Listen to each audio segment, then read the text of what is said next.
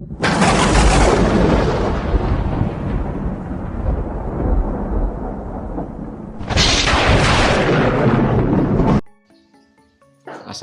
warahmatullahi wabarakatuh.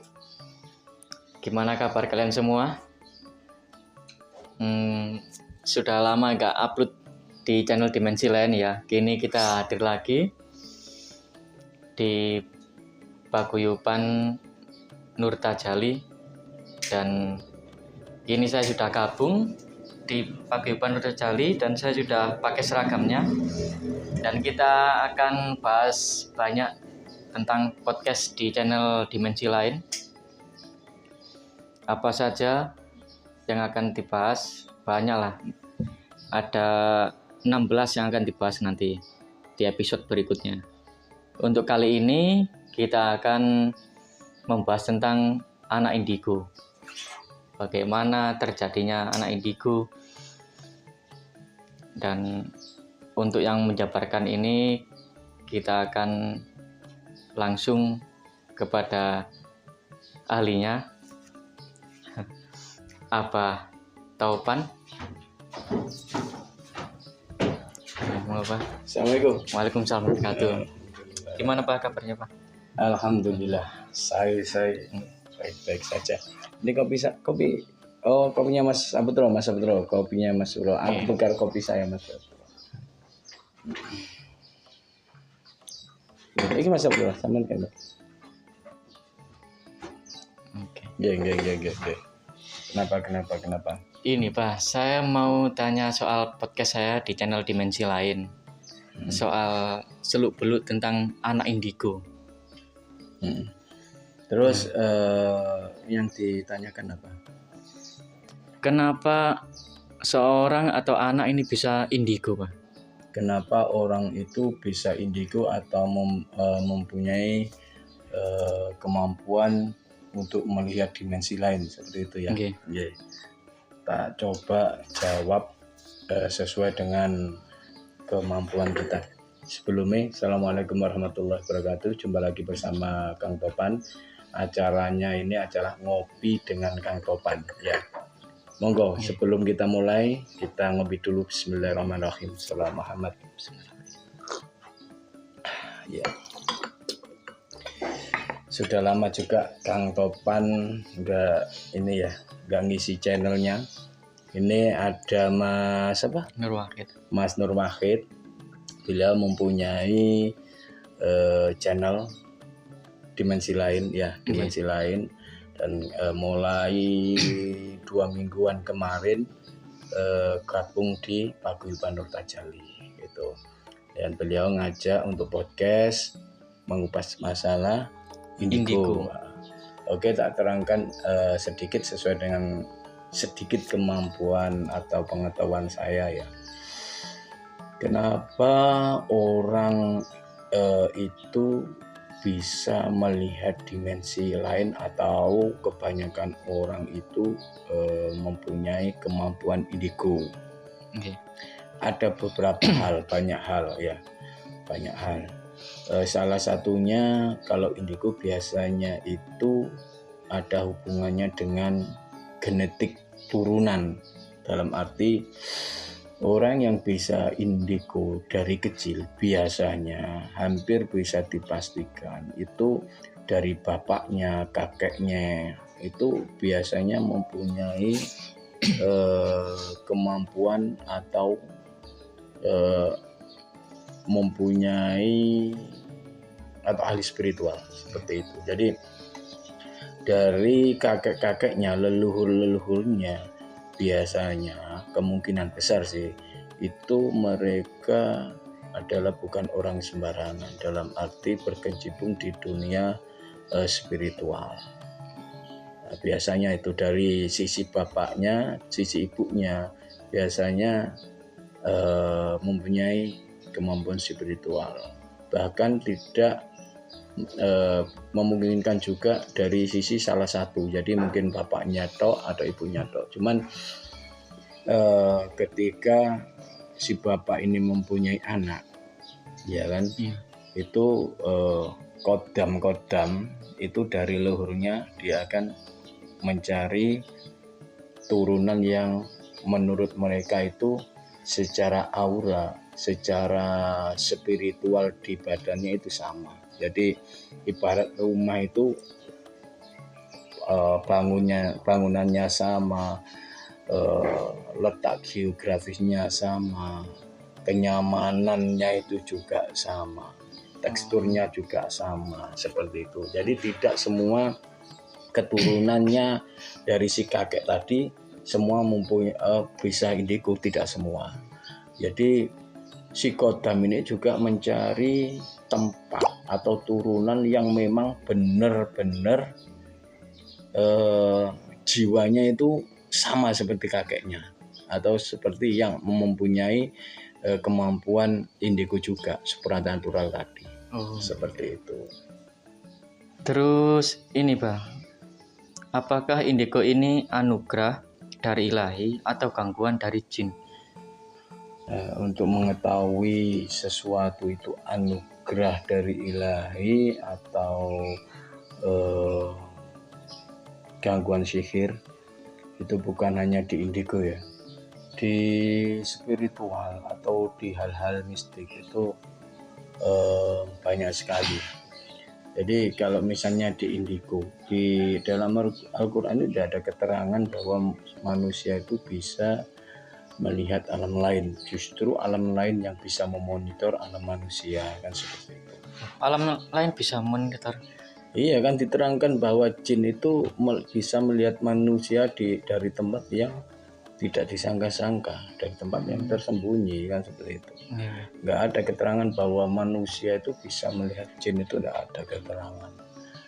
Jadi di dalam Al-Quran pasti sudah nggak ada. Cuman kalau Gusti Allah menghendaki, kalau Gusti Allah memberikan anugerah, memberikan nikmat, memberikan sesuatu, pastinya tidak ada satu orang pun yang bisa menolaknya. Tidak ada satu orang yang bisa menghindar. Jikalau Gusti Allah berkenan memberikan nikmat atau memberikan masalah, kan seperti itu. Jadi parameter-parameter apa yang kita jadikan patokan sehingga kita yang awam ini bisa mengetahui, paling tidak mendeteksi bahwa itu gangguan jin atau anugerah, ya kan? Kalau gangguan jin biasanya bisa dilihat dari ciri-ciri tingkah laku yang dari orang yang bisa indigo tadi. Jadi tingkat kesabarannya gimana, tingkat emosinya gimana, meledak-ledak atau gimana, ya kan. Terus yang paling penting itu ukurannya itu ibadah.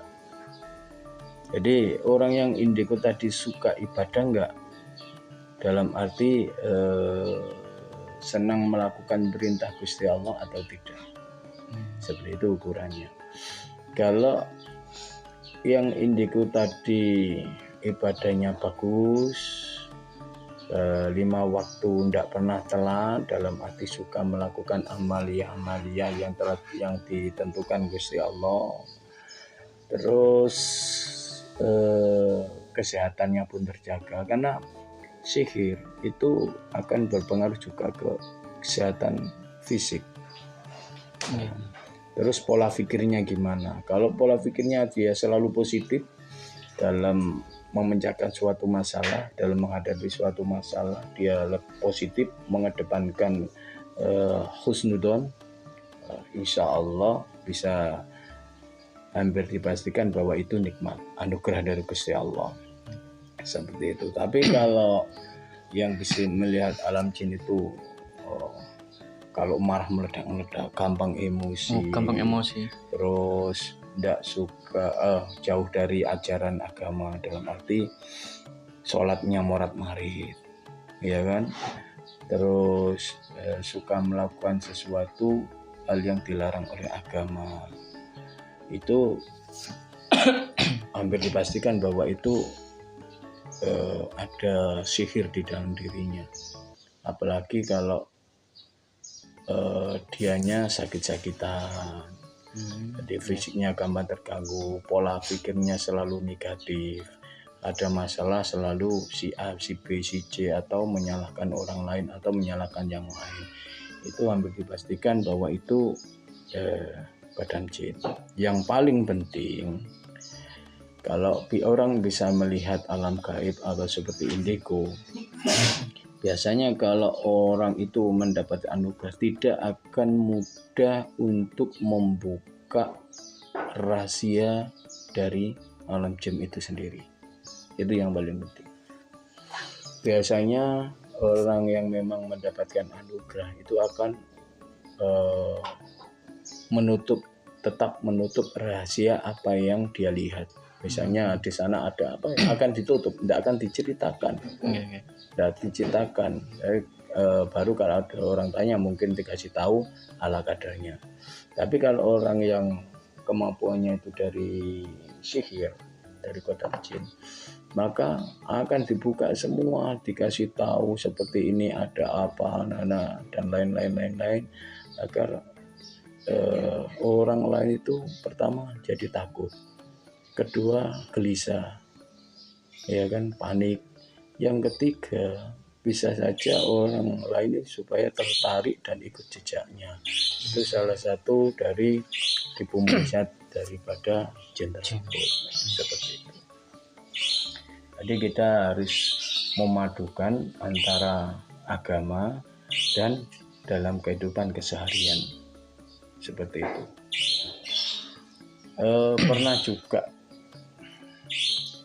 Pernah kita nangani kasus masalah bisa dikatakan tidak tahu itu indigo atau memang, tapi yang pasti dia kena gangguan jin. Dia itu bisa melihat alam gaib, bahkan dia tahu orang itu akan meninggal kapan, akan meninggal itu tahu.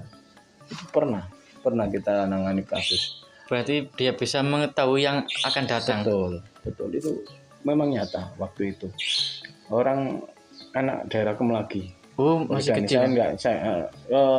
Kalau nggak salah kemarin itu SMP atau SMP. Seperti itu. Jadi itu nyata sekali. Terus kita ke rumahnya, kita coba ruqyah, langsung frontal deh. Terus kita dialog juga dengan yang menyusupi badannya. Pertama dia itu bilang, gaibnya itu bilang kalau memang bantu atau gimana supaya anak ini punya keistimewaan atau gimana. Karena tahu orang meninggal apa kapan itu tahu, dan itu memang terbukti waktu itu. Jadi ketika kita datang waktu itu, kita coba ruqyah sebisanya, terus kita bersihkan sebisanya. Atas izin Allah waktu itu langsung dia tidak bisa melihat, maksudnya tidak bisa melihat alam lain. Dan sudah nggak tahu hal-hal yang akan datang, sudah nggak tahu sampai sekarang. Itu salah satu gangguan jin. Memang bolak-balik tipu muslihat jin itu sangat luar biasa. Kalau kita nggak punya iman, maksudnya iman kita tipis dan gampang tergoda dengan sesuatu yang kita pastinya akan tergeret, akan ikut arus. Karena kayaknya orang bisa melihat alam gaib itu luar biasa atau enak ya atau gimana, hasilnya enggak gitu. Seperti itu. Berarti itu bisa dihilangkan Pak ya, indigo itu? Bisa, tapi kalau sudah lama itu lumayan sulit. Jadi harus rutin di ruqyah seperti itu. Karena apa? Kenapa kok harus rutin di ruqyah? Ibarat jasad itu seperti rumah, dan rumah itu sudah dihuni oleh roh lain dan sebegitu lama. Seperti itu. Dan rumah itu ibarat kapal kan. Dan kapal itu sudah dikendalikan oleh ruh lain. Jadi ketika ruqyah pertama mungkin hilang, tapi ibarat rumah itu kayak rumah suwung. Karena apa kayak rumah sung? Karena ruh asli dari manusia itu tidak langsung bisa menguasai. Jadi gini, garis besarnya indigo bisa dihilangkan dengan ruqyah mandiri dan juga ruqyah oleh orang yang berkompeten di bidangnya, jadi ahlinya. Tapi nggak bisa 1 kali 2 kali, karena apa? Mengembalikan pengendalian diri dari orang yang telah dikuasai oleh jin tadi. Jadi seperti rumah, supaya nurnya bisa pulih lagi, lampunya nyala lagi, jadi harus ibadahnya langsung digenjot, sadar diri, minta ampun ke Gusti Allah, dan tetap dibantu dengan ruqyah seperti itu. Insya Allah ketika itu semua pulih ya akan hilang untuk selamanya.